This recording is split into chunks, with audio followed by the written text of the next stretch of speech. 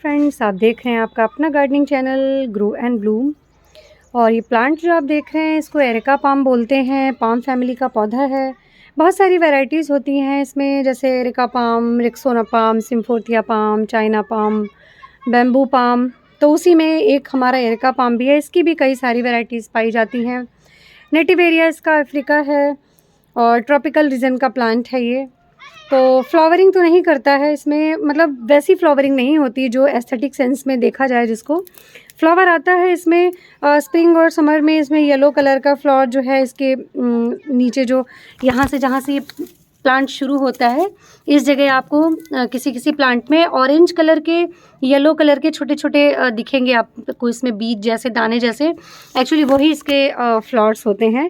लेकिन इसके फ्लावर्स की वजह से ये नहीं पसंद किया जाता है। इसका जो फोलिएज है, इसकी जो बड़ी बड़ी लीफ हैं, इनकी वजह से ये पसंद किया जाता है। तो ये पौधा जो है काफ़ी पॉपुलर है। बहुत लोग इसको अपने गार्डन में, घरों में लगाना पसंद करते हैं।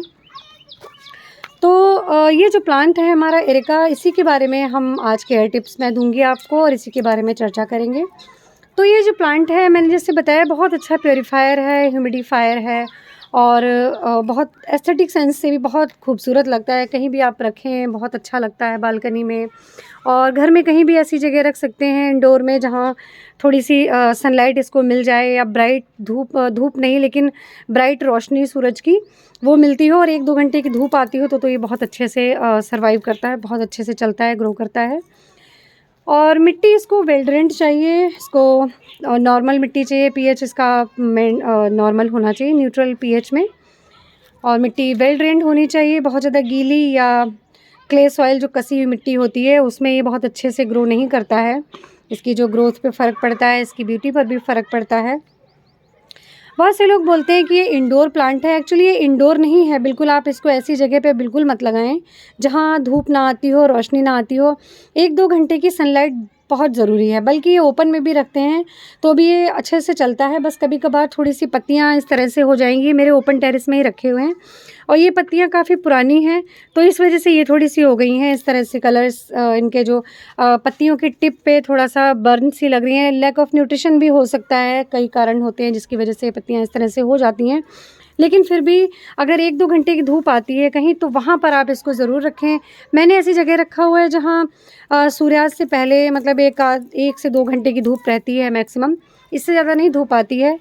तो ऐसी जगह पे आप इसको शिफ्ट कर सकते हैं। बिल्कुल इंडोर मत रखें जहाँ नेचुरल सनलाइट, नेचुरल जो लाइट रहती है नहीं है, जहाँ पर सनलाइट बिल्कुल भी नहीं रहती है तो ऐसी जगह पर ना रखें। ये सर्वाइव नहीं कर पाएगा, ख़राब हो जाएगा, ग्रोथ भी अच्छी नहीं होगी। पत्तियाँ इसकी जो है वो पीली होने लगती हैं, सूखने लगती हैं, ख़राब हो जाती हैं।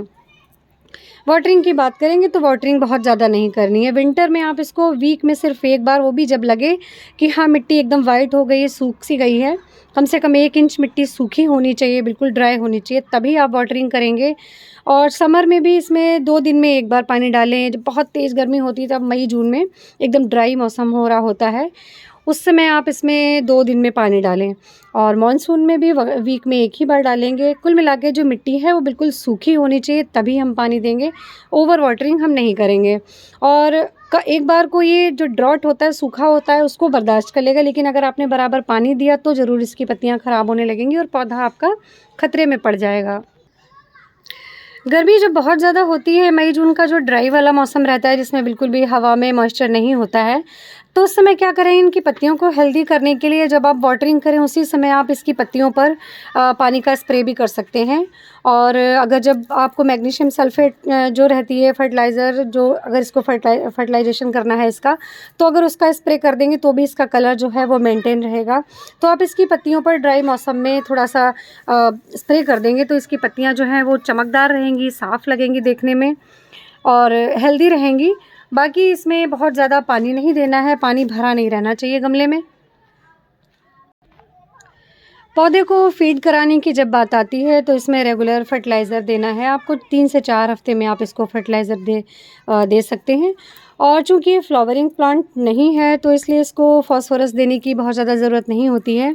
लेकिन आप इसमें नाइट्रोजन और पोटेशियम की मात्रा जो है वो ज़रूर रेगुलर वे में देंगे इसको, ताकि इसकी जो नाइट्रोजन है वो इसकी पत्तियों की हेल्थ के लिए और पोटेशियम इसकी मजबूती के लिए, ग्रोथ के लिए बहुत ज़रूरी होता है। तो इसमें ऐसा फर्टिलाइज़र देंगे जिसमें नाइट्रोजन और पोटेशियम की मात्रा जो है इसको पर्याप्त मिलती रहे। और साथ ही इसको मैग्नीशियम सल्फेट जो है वो, जैसे मैंने अभी बताया, आप स्प्रे करते हैं। तो अगर आप महीने में अगर एक बार या 5-6 हफ्ते में भी एक बार अगर दे देंगे मैग्नीशियम सल्फेट, आप दोनों तरीके से दे सकते हैं। आप इसको मिट्टी में दे सकते हैं और चाहें तो आप वाटर सॉल्युबल फॉर्म में इसको दे दें, स्प्रे भी कर सकते हैं आप उसका। एनपीके का भी आप थोड़ा सा अमाउंट आधा चम्मच 1 लीटर पानी में घोल के आप उसका स्प्रे भी कर सकते हैं। तो इस तरह से आप इसके फर्टिलाइज़र की जो कमी है वो पूरी कर सकते हैं, इसको फीड करा सकते हैं। तो ऐसा आप 4 से 5 हफ्ते में, 4 हफ्ते में आप कर लेंगे तो पौधा जो है आपका हेल्दी रहेगा। फर्टिलाइज़ेशन का जो समय है वो स्प्रिंग से मानसून के ही बीच का रहता है। अभी आप फर्टिलाइज़ेशन कर देंगे, इसको खुद दे देंगे खाद, और उसके बाद में 4 हफ्ते 5 हफ्ते के अंतर पे देते रहेंगे। लेकिन जैसे ही सर्दियाँ शुरू होती हैं तो विंटर्स में बिल्कुल भी इसको फर्टिलाइज़ नहीं करना है, क्योंकि उस समय ये प्लांट्स डोरमेंसी में चले जाते हैं।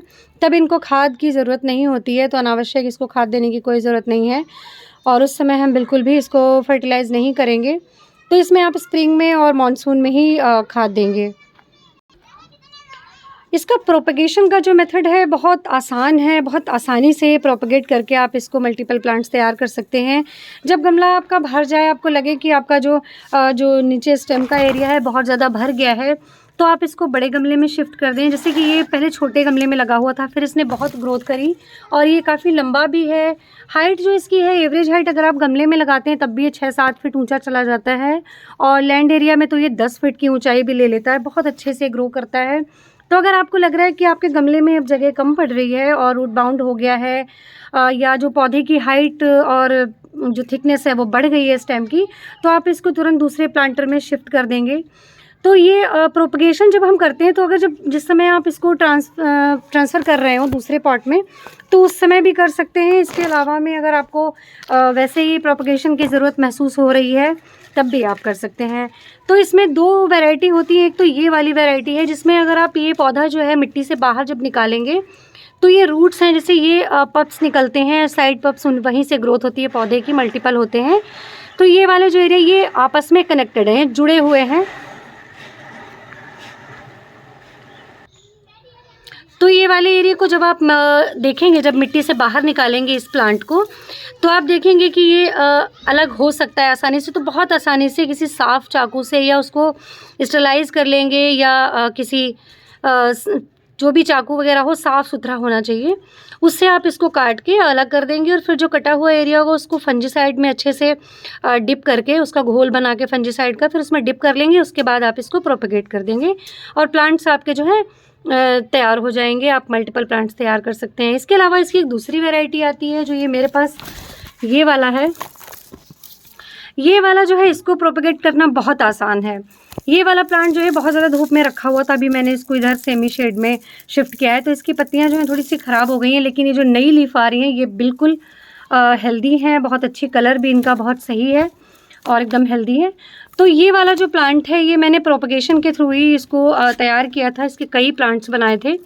तो इस प्लांट को जब आप मिट्टी से बाहर निकालेंगे तो ये रूट्स ही अलग हो जाती हैं, बिल्कुल डिवाइड हो जाते हैं। ये पप्स हैं जितने ये और स्टेम्स इसकी, ये सारे बिल्कुल अलग हो जाते हैं। जड़ें जो होती हैं ऐसे एकदम गुथी हुई होती हैं और जब इसको आप पानी में रखेंगे तो वो जो मिट्टी छोड़ देता है उसके बाद में सारी अलग अलग निकल जाती हैं इसकी स्टेम्स। और आप उसी तरह से 2-2 स्टेम्स का एक साथ लगा के प्लांट तैयार कर सकते हैं। तो ये प्रोपगेशन का जो इसका तरीका है बहुत आसान है, आप दोनों तरीके से लगा सकते हैं। इसमें बिल्कुल भी कोई प्रॉब्लम नहीं आती है और पौधा बहुत आसानी से सक्सेसफुली ग्रो हो जाता है। तो इस तरह से ये बहुत आसानी से ग्रो होने वाला और बहुत खूबसूरत, आपके गार्डन को खूबसूरत बनाने वाला, और केयर भी बहुत ज़्यादा नहीं चाहिए होती। जब पानी भी आप इसको 3 से 4 दिन में एक बार दे रहे हैं, खाद इसको 4 हफ्ते में एक बार दे रहे हैं, तो बहुत कम केयर कह सकते हैं इसको। बिल्कुल भी बहुत ज़्यादा ध्यान देने की ज़रूरत नहीं रहती है। तो इस तरह से लो मेंटेनेंस वाला प्लांट है। आप इसको अपने गार्डन में अगर जगह देंगे तो ये बहुत खूबसूरत लगेगा। और टिप्स आपको पसंद आती हैं, वीडियो आपको पसंद आती है तो कमेंट करके बताइएगा। लाइक करें, शेयर करें और चैनल को सब्सक्राइब ज़रूर कीजिएगा। मिलते हैं नेक्स्ट वीडियो में, तब तक के लिए बाय बाय, टेक केयर।